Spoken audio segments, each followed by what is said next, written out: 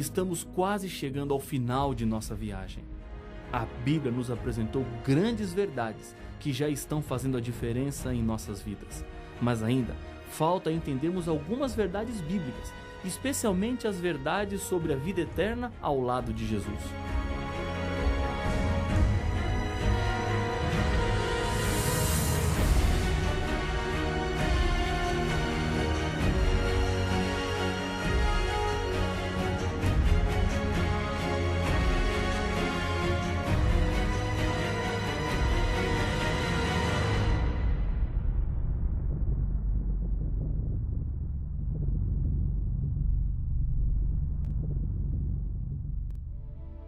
O livro do Apocalipse está cheio de promessas ao vitorioso. Isso quer dizer que a vitória é possível. E a nossa vitória não está nas nossas próprias forças ou capacidades. Somos vencedores por meio de Jesus Cristo. Em Hebreus capítulo 11, verso 16, a Bíblia nos diz que Deus preparou uma cidade para os vencedores, ou seja, os filhos fiéis de Deus. Já em Apocalipse capítulo 3, verso 12, a Bíblia nos diz que o nome dessa cidade é Nova Jerusalém.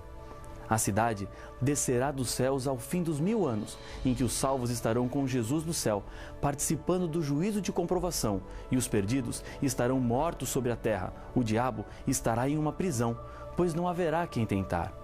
Tentar imaginar o que será viver na Nova Jerusalém é um verdadeiro desafio à nossa imaginação. Mas essa cidade é real. O Senhor Jesus prometeu um lugar para aqueles que se salvarem.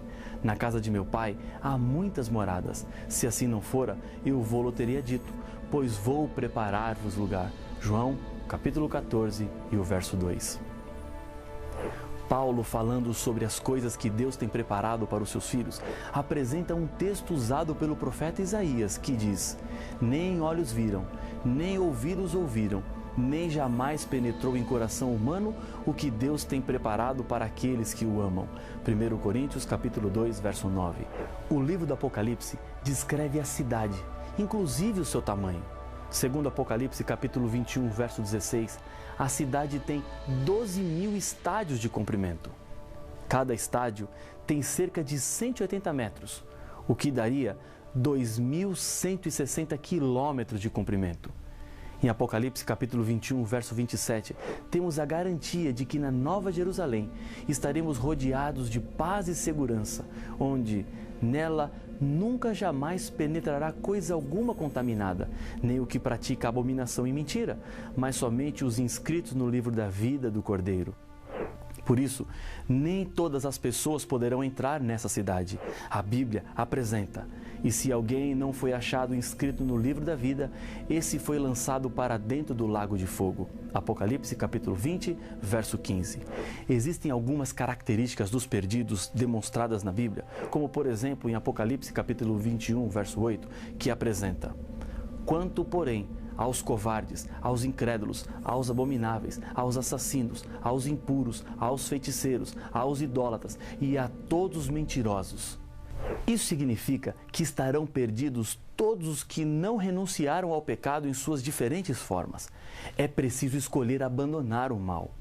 Todos esses são os que participarão da segunda ressurreição e, ao final dos 1000 anos, tentarão invadir e tomar a cidade santa. Mas o Apocalipse nos diz que essa tentativa não terá sucesso, porque fogo descerá do céu e consumirá a todos. O livro do Apocalipse também nos apresenta as características daqueles que se salvarão. São 5 textos em especial. Bem-aventurado aqueles que lavam as suas vestiduras no sangue do Cordeiro, para que lhes assista o direito à árvore da vida e entre na cidade pelas portas. Apocalipse capítulo 22, verso 14. Em Apocalipse 7,14, a Bíblia diz que são estes os que vêm da grande tribulação, lavaram suas vestiduras e as alvejaram no sangue do Cordeiro. No capítulo 15, verso 2, vi como que em um mar de vidro, mesclado de fogo, e os vencedores da besta, da sua imagem e do número do seu nome, que se achavam em pé no mar de vidro, tendo harpas de Deus. No capítulo 2, são 2 versos. Ao vencedor, dar-lhe-ei que se alimente da árvore da vida que se encontra no paraíso de Deus. Apocalipse capítulo 2, o verso 7. Sê fiel até a morte e dar-te-ei a coroa da vida. Apocalipse, capítulo 2, verso 10. Essas pessoas venceram a besta. Por trás da besta está o dragão, que é o diabo, inimigo de Deus. Ele seduz, engana, cativa, vicia e depois destrói. Ele nunca se mostra como realmente é. Esconde-se atrás daquilo que aparentemente é inofensivo. Ele sabe como chegar até você. Para alcançar o seu coração, tudo vale. Uma filosofia, um filme, um ritmo, qualquer coisa. Uma vez que alcançou o seu coração, começa a destruição lentamente, tirando você dos valores morais e dos princípios, o respeito próprio e também a dignidade. Apesar das estratégias do inimigo, aqui está um grupo especial e, segundo Apocalipse capítulo 15, verso 2, cantarão no céu um cântico especial. Eles não cantarão porque a vida foi fácil. Lembre-se que o povo de Deus nos últimos dias será pressionado até o limite. Existirá um decreto do qual somente poderão comprar e vender os que tiverem a marca da besta. É possível ser vitorioso, apesar da adversidade e da perseguição. Não importa como você está vivendo hoje. Talvez você esteja em uma cama de hospital ou chorando desesperado, pois os problemas parecem grandes demais e você não vê como sair deles. Você pode ser vitorioso. Seu presente pode estar acorrentado, mas não o seu futuro. Aí mesmo, afundado em dívidas, à beira da falência, Deus quer te resgatar para levá-lo ao céu. João, o autor do Apocalipse, sabia o que estava dizendo quando falava de vitória. Ele mesmo chegou um dia a Jesus carregando uma personalidade forte. Os amigos o chamavam de Filho do Trovão, por causa do seu temperamento explosivo. No convívio com Jesus, o caráter do mestre foi reproduzindo-se lentamente na vida do discípulo. Ele saiu do relacionamento formal com Deus para um relacionamento pessoal, próximo. É isso mesmo que Deus quer para você hoje.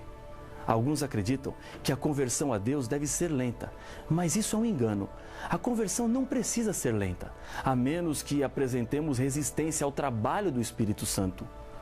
Dwight Moody, um pregador do século XIX, dizia que a conversão não precisava ser lenta. Suponhamos que uma pessoa esteja acostumada a praguejar contra as pessoas 100 vezes ao dia. Então, aconselhamos que amanhã não pragueje mais do que 99 vezes e depois de amanhã 95 e assim consequentemente. Assim, com o tempo, ela vai perdendo o costume de praguejar. Suponhamos que um homem tem o costume de bater em sua esposa 2 vezes por mês. E o aconselhamos então que agora fizesse apenas 1 vez por mês. Depois, 1 vez a cada 2 meses, 3 meses, até então que ele deixasse de vez. Suponhamos que Ananias tivesse sido enviado para encontrar-se com Saulo quando ele estava a caminho de Damasco, respirando ainda ameaças de morte contra os discípulos e os colocando em prisões, e dissesse que ele não matasse agora mais muitos cristãos, mas um pouco menos, e fosse diminuindo gradativamente, mas não subitamente. Ou se Ananias dissesse a Saulo que ele não deveria deixar de matar e perseguir cristãos de repente, mas sim começar a pregar sobre Jesus Cristo, porque senão os filósofos diriam que uma mudança tão rápida não seria duradoura. Este argumento é a mesma coisa que dizer que a conversão é gradual e não rápida. O que quero dizer é que pode ser que ao começar a assistir essa palestra, você não estivesse convencido de que antes dela acabar, você poderia estar convertido. Isso depende das escolhas que você fará. Depois de tomada a decisão de entregar-se a Jesus, a conversão é representada por um símbolo. Jesus falou sobre esse símbolo a Nicodemos, um dos principais dos judeus, que foi ter um encontro com Jesus. Em verdade te digo que, se alguém não nascer de novo, não pode ver o reino de Deus. João capítulo 3 e o verso 3. Logo em seguida, Jesus repete a mesma ideia. Em verdade te digo, quem não nascer da água e do Espírito não pode entrar no reino de Deus. João capítulo 3, verso 5. Nascer do Espírito refere-se à conversão operada por Jesus através do Espírito Santo. E quando nos entregamos a Ele, transformando a nossa vida por completo, mudando os nossos hábitos e vontades e nos ajudando a viver de acordo com os 10 mandamentos, capacitando-nos com os dons do Espírito, E esse novo nascimento é representado pelo batismo. Jesus disse: quem crer e for batizado será salvo, quem porém não crer será condenado. Marcos capítulo 16, verso 16. Há muita confusão quando o tema é batismo. A Bíblia é a resposta e não o que as pessoas acham ou pensam. Jesus foi batizado por João Batista. Mesmo sem pecado, Jesus batizou-se para nos dar o exemplo. Como ele fez, assim também devemos fazer. Jesus começou o seu ministério com o seu batismo. Podemos dizer que esse foi o batismo modelo. Acompanhe a leitura do texto bíblico, pois aqui estão os princípios que envolvem esse novo nascimento.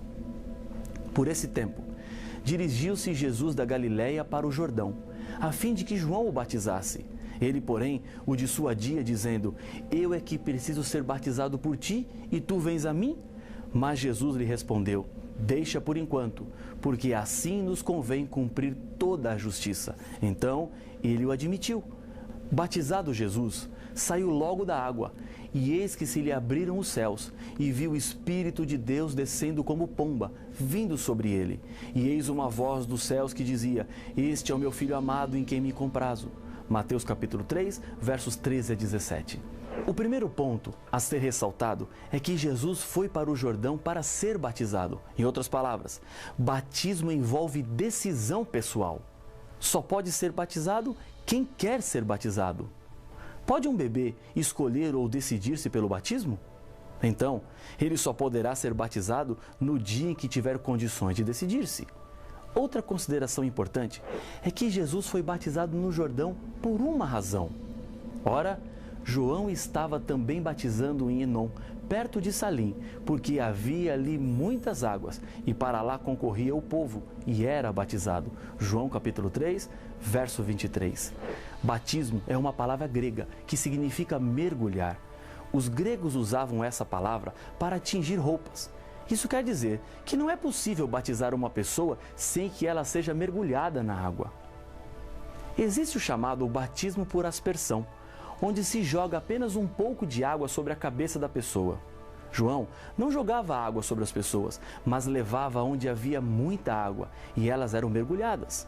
O cardeal Gibbons escreveu: por vários séculos, depois do estabelecimento do cristianismo, o batismo era por imersão, mas desde o século XII tem prevalecido a prática do batismo por aspersão. Desta maneira, é colocada como menos inconveniente. Na Idade Média, por causa do frio, estabeleceram finalmente a aspersão por ser mais conveniente. Mudou-se a maneira de batizar por nossa conveniência e não pela vontade de Deus. Mas o que a Bíblia diz sobre isso? Há um só Senhor, uma só fé e um só batismo. Efésios capítulo 4, verso 5. Há apenas um. É algo específico. O batismo tem um simbolismo e não fui eu quem inventou, mas Deus foi quem deu. Quando Deus apresenta um símbolo, ele é específico e exato. Veja o exemplo na história de Caim e Abel. Abel trouxe um cordeiro, símbolo de Jesus. Caim trouxe frutas. Caim mudou o significado de sua oferta, por isso Deus não aceitou. Aquilo não era o que Deus havia pedido. O santuário terrestre era um símbolo. Foi construído como Deus mandou que fosse construído, pois cada uma das partes tinha um significado muito maior do que aqueles que os olhos podiam ver. Deus fala a outras pessoas através de símbolos. É como uma história que ouvi certa vez. Um rapaz estava noivo e foi convocado para a guerra. De lá, ele mandava cartas à sua noiva, mas devido às muitas mudanças de lugares, nunca recebeu nenhuma carta dela. Antes de voltar para casa, ele avisa sua noiva: estou voltando, e se você ainda me ama e me espera, coloque um pedaço de pano amarelo na frente da sua casa, pois assim saberei que você ainda é minha noiva, senão eu entenderei. Quando ele chegou, tinha um lençol amarelo na frente da casa e um monte de tiras amarelas. Como ele escreveu, a prova de amor tinha que ser amarela. Se ela colocasse verde, azul ou qualquer outra cor, ele entenderia que ela não o amava mais. Não era qualquer lençol, mas tinha que ser amarelo. Os símbolos são importantes e devem ser mantidos como foram pedidos. Se mudarmos o símbolo, o significado também mudará. Diz Paulo sobre o símbolo do batismo: Ou, porventura, ignorais que todos nós que fomos batizados em Cristo Jesus, fomos batizados na sua morte? Fomos, pois, sepultados com ele na morte pelo batismo, para que, como Cristo foi ressuscitado dentre os mortos pela glória do Pai, assim também andemos nós em novidade de vida, sabendo isto, que foi crucificado com ele o nosso velho homem, para que o corpo do pecado seja destruído e não sirvamos o pecado como escravos. Romanos capítulo 6, versos de 3 a 6. Quando eu me batizo, aceito a Jesus como meu Salvador, e como ele foi sepultado, morreu e ressuscitou, o batismo representa o renascimento para uma nova vida. Quando somos batizados, morremos para a antiga vida e uma nova pessoa sai das águas. Porque Jesus ressuscitou, agora é possível a você ter essa nova vida. O batismo é morte, sepultamento e ressurreição.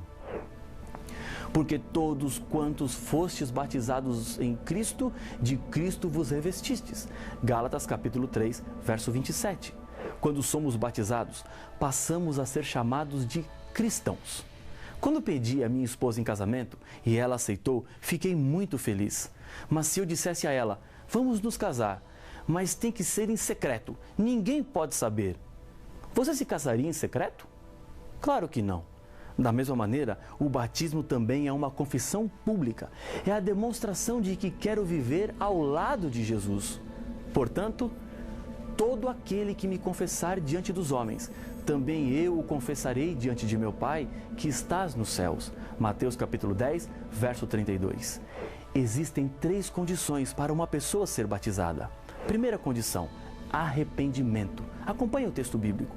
Respondeu-lhes Pedro, arrependei-vos e cada um de vós seja batizado em nome de Jesus Cristo, para a remissão dos vossos pecados, e recebereis o dom do Espírito Santo. Atos capítulo 2, verso 38. Arrepender-se significa mudança de pensamento. É a decisão de deixar para trás tudo aquilo que desagrada a Deus e passar a andar de acordo com a vontade dele. Segunda condição, crer. Disse-lhes Paulo, João realizou o batismo de arrependimento, dizendo ao povo que cresce naquele que vinha depois dele, a saber, em Jesus. Atos capítulo 19, verso 4. Se você crê e está disposto a fazer a vontade de Deus, você pode ser batizado. Agora, se alguém diz, eu creio, mas eu não me batizo, na verdade, não crê tanto quanto pensa crer. É como o noivo que diz à noiva, eu te amo, mas eu não me casarei com você. Terceira condição, entendimento. Veja esse texto bíblico. Jesus, aproximando-se, falou-lhes, dizendo, toda autoridade me foi dada no céu e na terra. Ide, portanto, fazei discípulos de todas as nações, batizando-os em nome do Pai, e do Filho e do Espírito Santo, ensinando-os a guardar todas as coisas que vos tenho ordenado. E eis que estou convosco todos os dias, até a consumação do século. Mateus capítulo 28, versos 18 a 20. Ao compreender a verdade de Deus, espera-se que uma decisão seja tomada. Um passo precisa ser dado. As revelações de Deus não são apenas para serem admiradas, mas elas precisam ser vividas. O que impede você de ser batizado? Não perca mais tempo. Decida agora nascer de novo, porque Jesus Cristo está esperando para te dar uma nova vida. Depois de tudo que você entendeu, depois de tudo que estudamos, este é o momento no qual a decisão precisa ser tomada. Jesus te espera. Ele tem um céu para lhe dar. Eu sei da sua decisão. E para confirmá-la, eu quero lhe convidar mais uma vez a fechar os seus olhos e orar comigo. Senhor Pai nosso, mais uma decisão foi aqui tomada. Um coração que se entrega, que se coloca nas tuas mãos para receber a nova vida através do batismo e da salvação na volta de Cristo Jesus. Abençoe esta decisão, é o que eu lhe peço no nome de Jesus. Amém.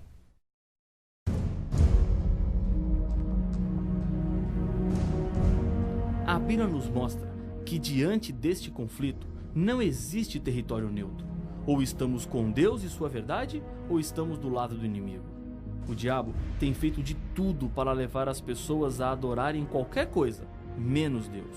O Espírito Santo trabalha para iluminar a mente de pessoas sinceras que procuram na Bíblia as verdades de Deus e assim entenderem a revelação.